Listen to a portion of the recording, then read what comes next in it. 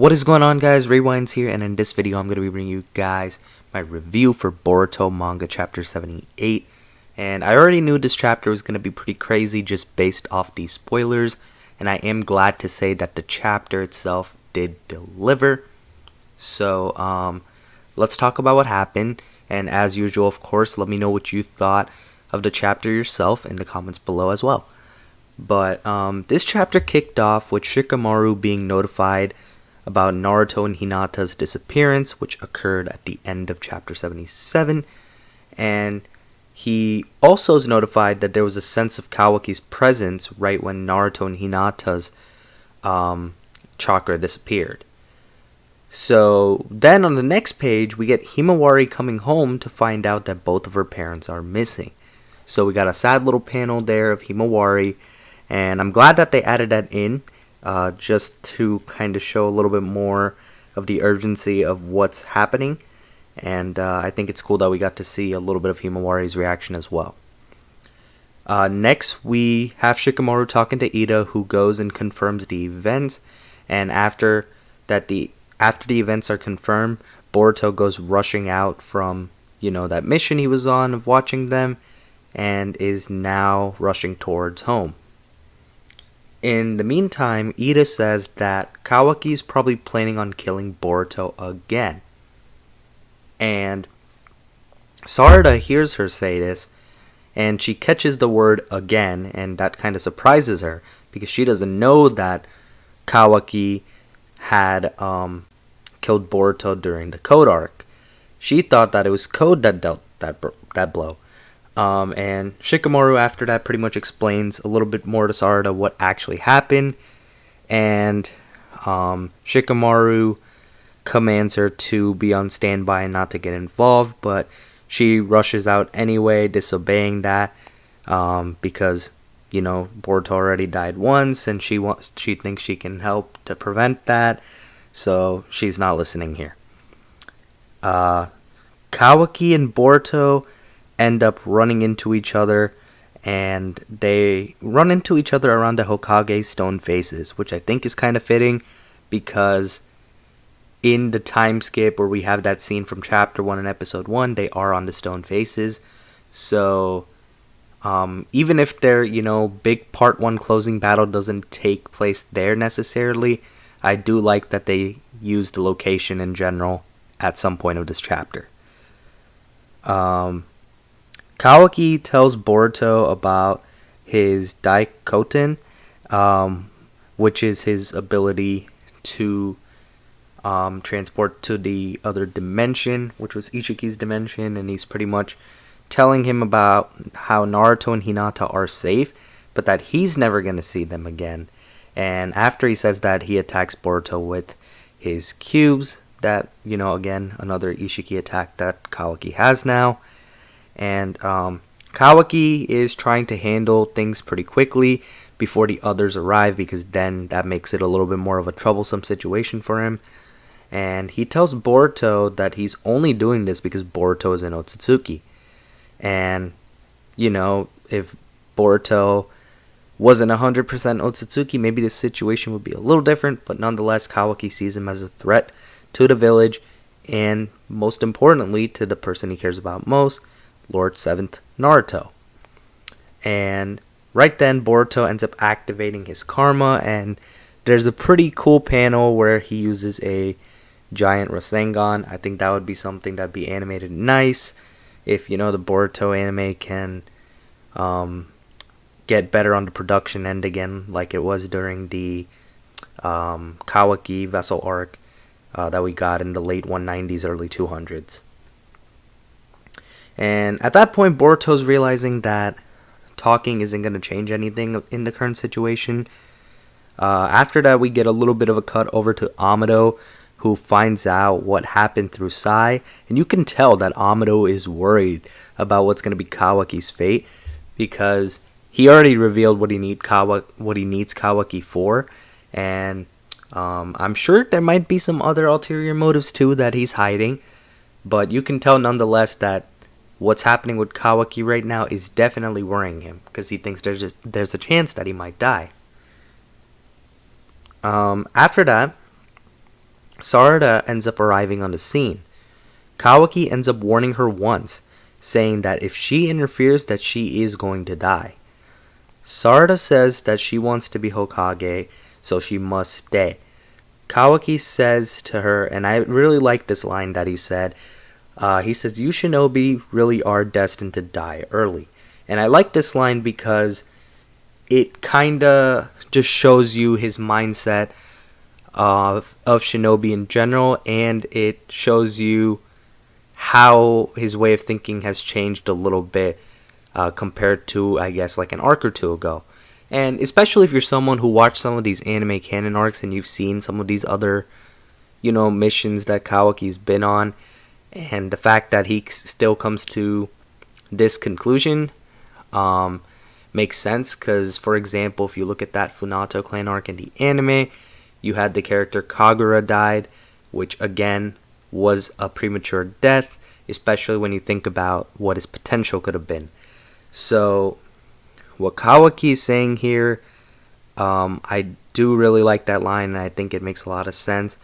And pretty much, he's saying that they're rushing to their deaths because of, what they stand for and what they feel like they gotta do at certain times, such as what Sarada thinks she needs to do in order to become Hokage here. So Kawaki, isn't messing around, not wasting time. He attacks to deal a one-shot killing blow to Sarada, but Boruto ends up saving her, and this is the big moment where Boruto gets his scar. And I like how they did this personally. I was convinced many chapters ago that Code was going to be the one to give him the scar, but instead we got it from Kawaki, and we got it in a situation where Boruto is protecting someone he cares for. So I like how he got the scar personally. I do know though that I'm pretty sure at least that some people probably aren't happy that Sarada had to be saved, but I mean, you guys got to realize she really is pretty outmatched here. And another thing that I thought she should have done that she didn't do was that she should have activated her Sharingan. I don't really know if it would have made much of a difference, but especially if she's going up against Kawaki's already using his karma, that definitely would have been a great time for her to use her Sharingan. But maybe she wasn't expecting such a sudden, attack to come at her. But yeah, that's how Boruto got his scar and has lost his eye, at least for the moment. We do know that he gets that right eye back, at least in that post-time skip scene. But for the moment, I'm going to go and say his eye's gone for the moment. And then Kawaki ends up telling Sarada once more to move aside. And it seems like he's about to deal a blow to either her or Boruto that would probably end the fight here, because Boruto is pretty damaged from that scar he just got, and Sarada can't really do anything in this situation, power to power wise. So right then, Mitsuki and Shikamaru and Konohamaru end up arriving on time. Mitsuki wraps up Kawaki, and Shikamaru gets him with this shadow paralysis. Meanwhile, Konohamaru goes and rushes to check on Boruto. And we also find out a little detail here that the shadow paralysis actually blocks Kawaki's shrinking ability. So I guess that's one weakness revealed to us now. If, if he can get Kawaki in that jutsu, Shikamaru, and Mitsuki can do something like this to prevent the absorption of it, then you might be able to stop Kawaki. So it will be a team effort, but at least they have some sort of weakness figured out now.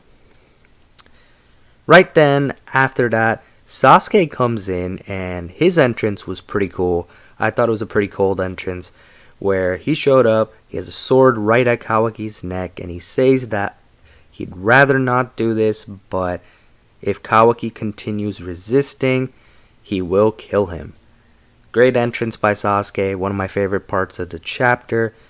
And, I mean, really, if you think about how Kawaki is talking too about a lot of these other Shinobi in the village, they really can give him trouble. I mean, he has these abilities that can help him escape and stuff, but if you got a team of, let's say Konoha's best, of, let's say, Shikamaru, Sasuke,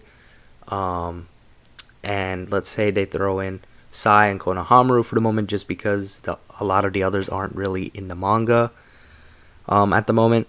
Let's say they throw in those guys and they're fighting Kawaki 4-on-1. Kawaki is definitely not getting out of there without a lot of trouble. Unless, he just uses the shrinking ability to escape. But if he wants to beat everybody there, that wouldn't be easy.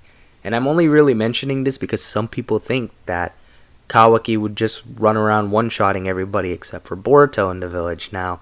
Or even a guy like Sasuke would be made light work by him. But clearly that's not the case. I do think, though, that one-on-one Sasuke versus Kawaki now would be pretty interesting to see. I'd say the odds would probably be favored one-on-one for Kawaki now just because of how OP Karma can be, and because maybe he can pull off something like what he did to Naruto and send Sasuke to another dimension as well. But I definitely think in a 2-on-1 situation or something like that, they may still be able to take Kawaki. Anyway, moving on. Kawaki then tells Shikamaru, as he's trapped in the shadow paralysis, that he's doing all of this for the sake of Konoha and for Naruto, but he doesn't expect him to understand his methods. So after Shikamaru hears that, he calls Kawaki irredeemable. And then right then, another huge part of the chapter happens. Momoshiki takes control of Boruto and absorbs the shadow paralysis jutsu, which allows Kawaki time to shrink and escape. Kawaki is confused though as to why Momoshiki is helping him, but he ends up taking the advantage and escaping anyway because he doesn't want to be, a prisoner or killed. After that, Shikamaru ends up saying that Kawaki's chakra must be low though due to all of the abilities he's been using in recent duration, such as what he did to Naruto and Hinata, as well as all the energy exerted in this battle. So he says the opportunity to strike soon will present itself again and that they gotta be ready. Which, is going to lead us into next month's chapter. So that's going to be addressed there. Meanwhile, Sasuke is also questioning Momoshiki's decision here as well. Because Borushiki popped up for about, 1-2 pages and then everything returned to normal. And pretty much to wrap off the chapter, we have Sarada apologizing to Boruto, and Boruto says not to worry about it because it's Kawaki's fault. And Mitsuki is listening, and he's really angry, and he agrees with that. And I'm pretty convinced now that in Chapter 79, if not Chapter 79, then during Chapter 80, at the latest, we are going to get Sage Mode Mitsuki versus Kawaki, and I think it's going to be a great fight to see. I am pretty excited for that one when it happens, so let's hope that they head towards that sometime soon. And then to close off the chapter, the final page had Momoshiki telling Boruto that he has lost one blue eye and that in short time he'll go on to lose everything. Classic Momoshiki fashion right there of how, we would end off a Boruto chapter with him, just saying this thing that Boruto is getting closer and closer to losing everything, and it's starting here. And interesting thing to note is that he also said that he's lost one blue eye already. Does that mean Momoshiki thinks he's going to lose his other one too? And what role do these blue eyes of Boruto have exactly to play within the story, and what role do they have with the connection between Boruto and Momoshiki in general? Let me know what you guys think though in the comments below of that. All in all though, I love this chapter. Chapter 77 and 78, back-to-back bangers. I'm really satisfied. 77 and 78 to me are perfect examples of how you can do a monthly manga with great pacing and a great mix of moments consisting of action interactions. Everything just feels like it's being done at a nice, exciting pace right now. And I know you can't do that every month in a monthly because you do gotta have setup chapters, which is fine because they've had some good setup chapters too. But when the build up actually pays off and you start getting chapters like 77 and 78, that's when stuff really starts getting crazy. So I'm gonna give this not episode. I was about to say episode. This manga chapter a 10 out of 10, just like last month's. Loved it. And another great chapter that I've enjoyed too was chapter 75. So within the last 4 months, we've gotten 3 amazing chapters. So that's great. 76 was, not a bad chapter. I remember it being a decent chapter. It was just a nice connecting chapter from 75 to 77. And then, stuff got crazy from there. And I think it's going to keep on going. I think chapter 79, 80, 81, maybe 82, however long they keep going with this arc, I think that we're just going to keep going full throttle like this for a while. We may start even seeing some bodies drop soon. Stuff could get pretty crazy. But that is going to wrap up my review for chapter 78. I hope you guys did enjoy the video. If you guys did, be sure to hit the like button. Subscribe to my channel if you guys are new. I hope you guys have a good day or night whenever you guys are watching this video. I'm Rewinds, and I'm out.